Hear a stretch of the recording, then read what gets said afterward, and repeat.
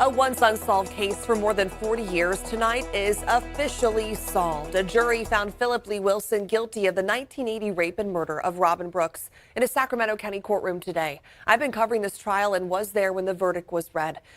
A once unsolved case for more than 40 years tonight is officially solved. A jury found Philip Lee Wilson guilty of the 1980 rape and murder of Robin Brooks in a Sacramento County courtroom today. I've been covering this trial and was there when the verdict was read. Pada tanggal 24 April 1960, Robert Gisela Brooks yang berusia 20 tahun menyelesaikan shiftnya di toko donat Donut Tab di Cape Boulevard dan Taylor Drive di Sacramento County, Rosemont, sekitar tengah malam, dan mengucapkan selamat tinggal kepada rekan kerjanya sebelum berangkat. Dia punya rencana untuk pergi ke pesta malam itu. Hal itulah terakhir wanita itu terlihat tidak lama setelah dia pulang kerja. Robin adalah seorang warga New York dan gadis Amerika. Telah pindah ke Rosemont untuk menambah pengalamannya. Dan kakak perempuannya yang bernama Maria juga tinggal di daerah itu. Keesokan paginya, dia merencanakan kencang berenang dengan salah satu temannya di daerah tersebut. Ketika dia tidak datang ke pertemuan yang telah diatur sebelumnya, temannya pergi ke apartemennya dan mengetuk pintu, tapi tak ada jawaban. Robin lalai datang ke shift jam 4 sore di toko donat. Teman dan rekan kerjanya mulai khawatir. Mereka pergi ke apartemennya dan membuka paksa pintu, sehingga mereka melihat hal yang mengerikan. Mereka tidak berpikir apa yang terjadi dengan Robin. Robin Brooks ditemukan teringkat, telungkup di kasur. Banyak darah mengenangi tubuhnya. Tubuhnya menunjukkan luka tusukan yang jelas. Otopsi kemudian mengungkapkan bahwa dia telah dilecehkan dan ditikam sampai mati dan meninggal sekitar pukul 2:30 pagi. Dia baru tinggal di apartemennya selama sebulan sebelum dia dibunuh secara brutal. Pintu-pintu dikunci dari dalam dan tidak ada bukti pembobolan dan tanda-tanda ada orang yang masuk. Penyelidik memastikan bahwa pelaku keluar dari kediaman melalui jendela kamar tidur. Meskipun menyelidiki dan memohon informasi yang dapat mengarahkan pada penangkapan, mereka tidak menerima tips semacam itu. Mereka tidak dapat menentukan apakah korban pergi bersama tersangka malam itu setelah pesta atau apakah dia diikuti pulang setelah pergi. Tanpa petunjuk apapun, kasusnya menjadi dingin.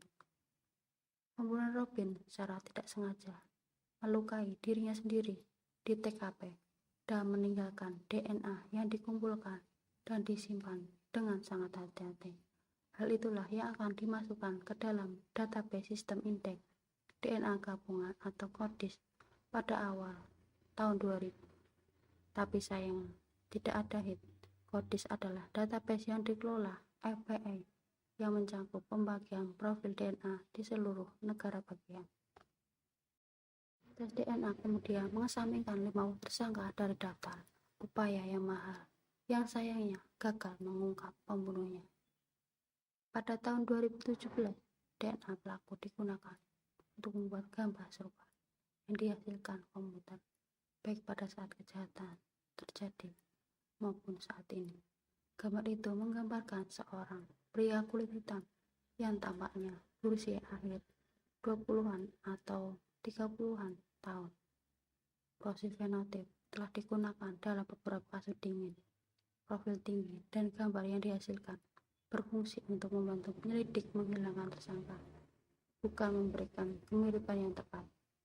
Gambar itu diedarkan dengan harapan seorang akan mengenali pembunuh Brooks, tapi sekali lagi tidak ada petunjuk baru yang masuk. Sersan Mickey Lee dari Departemen Sheriff Sacramento menangani kasus ini selama 16 tahun dan dia terus melakukannya. Bahkan setelah dia pensiun dari kepolisian, dia berharap suatu hari akan menangkap pembunuh Robin Brooks dan membawa ke pengadilan. 4 dekade kemudian hari itu akhirnya datang. Dan dia akhirnya mendengar kata-kata yang sangat dia dengar. Kamu menemukan pacarmu.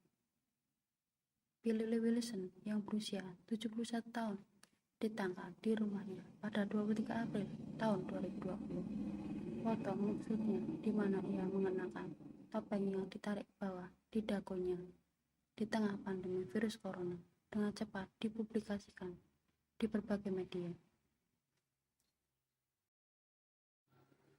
Silsilah genetik adalah kunci untuk memasakkan kasus berusia 4 dekade itu. Penyelidik dapat mereferensikan silang DNA si pembunuh dengan profil di basis data dan menelusuri silsilah warga untuk melacak Billy Wilson dan menangkap. Belakangan terungkap bahwa tersangka memiliki riwayat kriminal termasuk tuduhan penyerangan tahun 1985 di Scranton yang menunjukkan bahwa dia tetap tinggal di daerah tersebut setelah melakukan pemerkosaan dan pembunuhan. Dia juga ditangkap karena memiliki marijuana di Texas, di mana dia menjalani hukuman tahun di balik jeruji besi. Dia akan berusia awal 30 tahun pada saat pembunuhan pada tahun 1980. Kakak perempuan Robin Brooks yang bernama Maria selama ini selalu menyalahkan dirinya sendiri karena tidak adil. Kaget sekaligus lega mendengar bahwa pembunuhan adiknya akhirnya terungkap. Pada April tahun 2022, Billy Wilson dijatuhi hukuman penjara seumur hidup tanpa kemungkinan pembebasan bersyarat.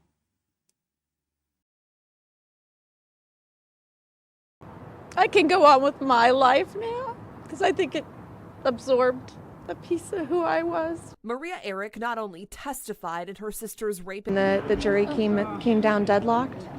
Yeah, because it didn't make any sense to me. There was so much evidence against him.